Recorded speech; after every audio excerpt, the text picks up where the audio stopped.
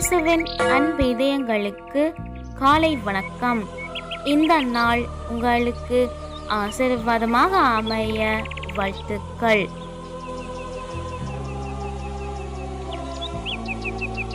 இப்புதிய நாளுக்கான ஆசீர்வாத இறைவசனம் எசாயா அதிகாரம் 44 இறை வார்த்தை 3. தாகமுற்ற நிலத்தில் நீரை ஊற்றுவேன், வறண்ட தரையில் நீரோடைகள் ஓடச் செய்வேன். உன் வழித்தோன்றல்களுக்கு நான் ஆசி வழங்குவேன். அற்புதமே அதிசயமே